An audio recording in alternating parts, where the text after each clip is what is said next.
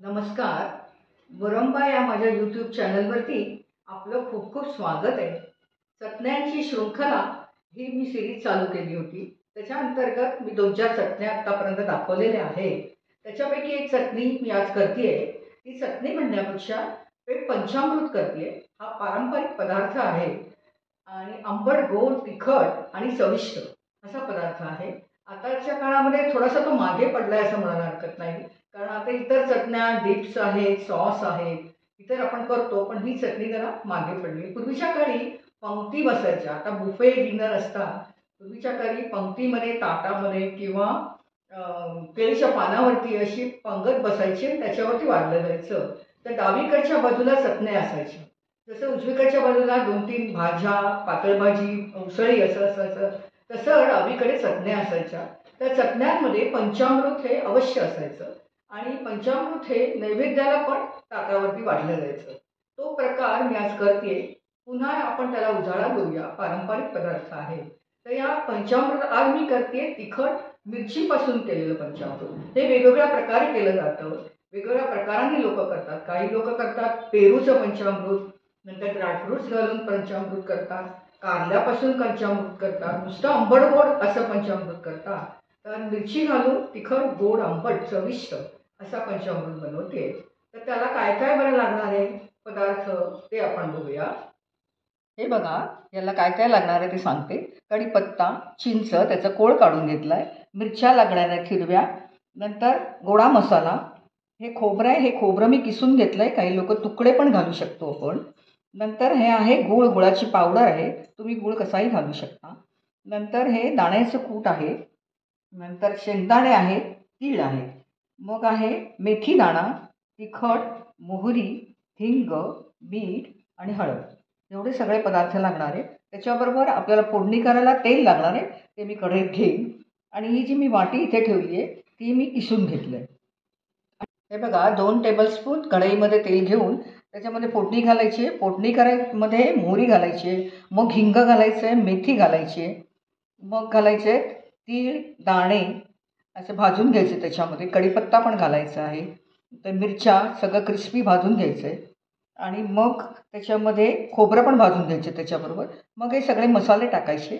शेवटी चिंच टाकायची. चिंचेचा कोळ करून घेतला मी, तो टाकायचा आणि पाणी टाकायचं. मग उकळून घ्यायचं. उकळी एक आली की मग शेवटी गूळ टाकायचं आहे आणि हळद वगैरे हे सगळे मसाले टाकून घ्यायचे. उकळलं की गूळ टाकून मग थोडा वेळ उकळायचं की आपली झाली पंचामृत तयार. ही बघा, ही लिंबा एवढी चिंच घेतली होती, ती गरम पाण्यात भिजवून त्यातल्या बिया, रेषा काढून घेऊन त्याचं गरम पाण्यात कोळ काढून घेतलं आहे, गाळून घेतलं आहे. असा हा कोळ तयार केला. हा आपण त्याच्यामध्ये वापरायचा आहे. हे बघा, तेल घातलं आहे 2 टेबलस्पून. आता याच्यात राई घालते.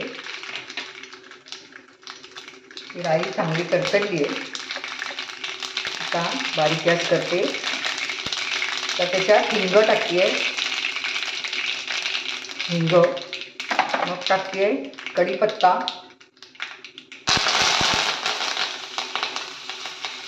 कढीपत्ता चांगला भाजला गेला की मग टाकते आहे मिरच्या,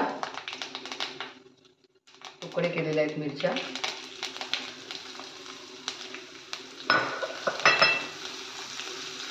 हे थोडं भाजून घेते.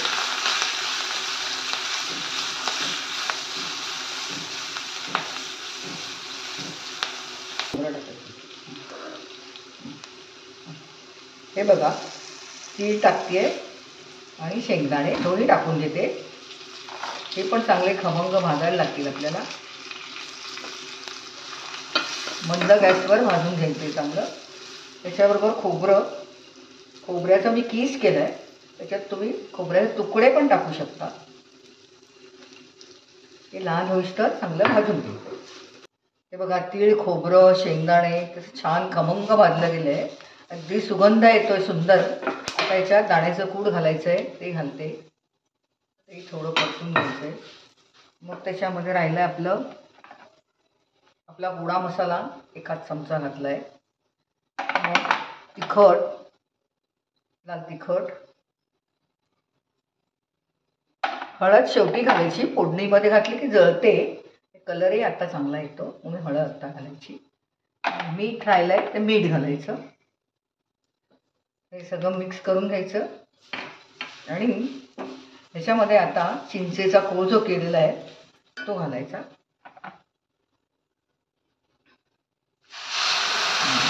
आणि अर्धा ग्लास पाणी घालते मी त्याच्यात. हे पाण्याला उकळी आली, चांगलं शिजेल दाणे खोबरं, आणि मग ते उकळी आले की मग आपल्याला गूळ टाकायचं. हे बघा झालंय, इतपत झालंय घट्ट. आता बाउलमध्ये काढून घेते. थंड झाल्यावर आणखीन घट्ट होईल. खूप घट्ट आणि खूप पातळ असं नाही, मध्यम ठेवायचं. आता बंद करते. हे बघा तयार आहे पंचामृत. कसं कलरफुल छान दिसतंय बघा. ह्याच्यामध्ये असं प्रमाण असं नाही सांगू शकत तुम्ही. तुमच्या आवडीप्रमाणे मीठ, साखर, गूळ, चिंच चव घेऊन बघायची.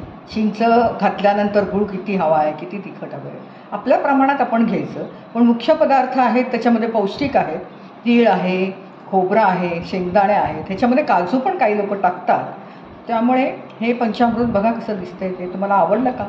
हे मुलांना खायला द्यायला अतिशय उपयुक्त आहे, कारण त्याच्यामध्ये ड्रायफ्रूट्स आहेत. इतर ड्रायफ्रूट्सचं पण पंचामृत करतात, ते पण तुम्ही करून बघू शकता. हा पदार्थ तुम्ही नक्की करून बघा. आणि मग कसं काय वाटला हा माझा व्हिडिओ तो नक्की कॉमेंट्स बॉक्समध्ये मला सांगा, कळवा. आणखीन असंच मला फॉलो करत जा, आणखी सबस्क्राईब पण करा. आता मी पंचामृत एक खाऊन बघते कसं काय झालं टेस्ट, ते बघूया बरं आपण.